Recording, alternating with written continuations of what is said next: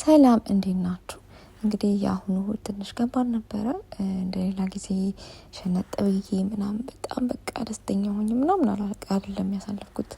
ያው ልማድ አይለቅምና እንዴ ወዴንማ እንዴት ሆኖ ፋሳል ብዬ ነው እንጂ ውስጤ በቃ የግድ ይሄን እየተጓተትኩ ምናምን ነገር ምን በቃ በግድ አድርጌ የተባልኩ ነው የምመስለው ሁሉ ማለት ነው። ለራሴ ሁሉ አይመስልም።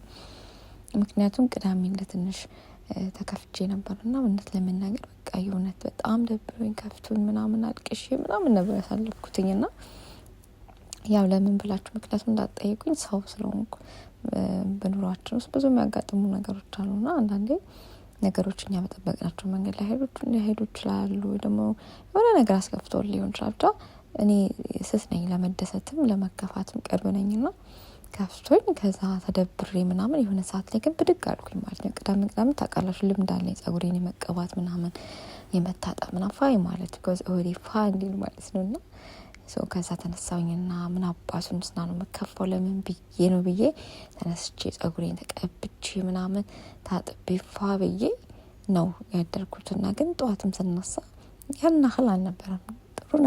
ጥሩ ነበርኩ ግን ያን ያህል ግን አልነበርኩምና የግዴን ነበር በቃ ላለመተው ማለት ነው። መብላትም ላለማቆም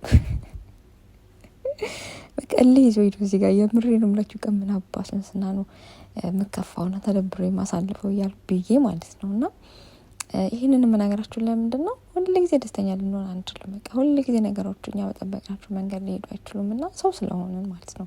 ደግሞ እንደዛ ጥሩ ነው። ሁሉ ደስተኛ ሆናችሁ መሄድም ጥሩ አይደለም። ሁሌ ተከፍተው መሄድም ጥሩ አይደለም። እዚህ ጋር በነገራችን ሻይ በቅመም እያፈላሁ ነው ላሳያችሁ ብዬ ነው። እንግዲህ እንደምታዩት እንትና አለ ቅርንፍል ምንድነው ሄል ነው የሚባለው በአማርኛም ሄል ነው የሚባለው እና ቀርፋ አርጌ ነው አልተፈጨውም እንደዚህ ነው የጨመርኩት። በጣም ኃይለኛ ነው እውነት ለመናገር። እዚህ ጋር ደግሞ ምስርና ድንች ወጥ ሰርቻለሁ። ቪዲዮ ሰርችላችኋለሁ ፖስትላችኋለሁ።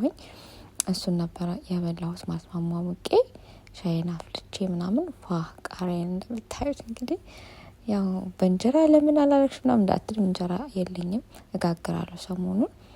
ሻይም ደረሰ እዚህ ጋር መጣሁኝና ቁጭ አልኩኝ። እዚህ ጋር እናቷ መታ ነበር ምናምን ሰዎቹ ነበሩ ግን በቃ እኔም ለራሴ እዚህ እነሱ ታች እኔ ላይ እያሳለፍኩ ነበርና በዚህ መሀል እየነገርኳችሁ ነበረ። ልትከፉ ትችላላችሁ፣ ልታዝኑ ትችላላችሁ። ነገሮች እንደተጠበቃችሁ ላይሆን ይችላል።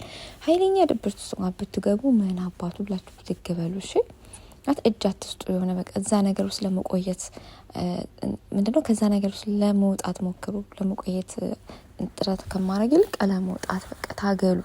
እምቢ ሊላችሁ ይችላል፣ ስሜታችሁ ሊታገላችሁ ይችላል፣ በቃ በጣም ሊጫጫናችሁ ይችላል፣ መታኝ ምናምን ሊላችሁ ይችላል፣ በቃ ረታዩ ምግብ ምን ያደርጋል ምናምን ሊላችሁ ይችላል። ችግር የለውም።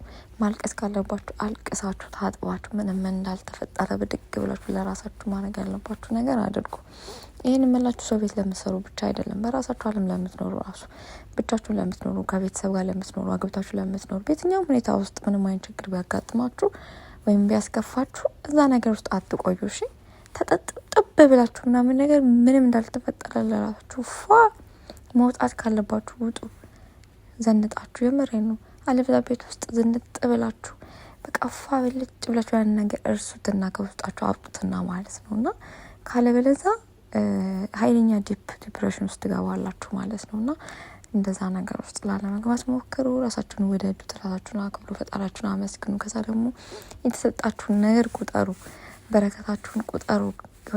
የሆነ ከባድ ስሜት ስትገቡ የተደረገላችሁን ቁጠሩ፣ ይጠፋል። የእውነቴን ነው። መጥፎ ስሜት ከውስጣችሁ ተነቅሎ ነው የሚወጣው። ፈጣሪን አመስግኑ። ወዳችኋለሁ። ባይ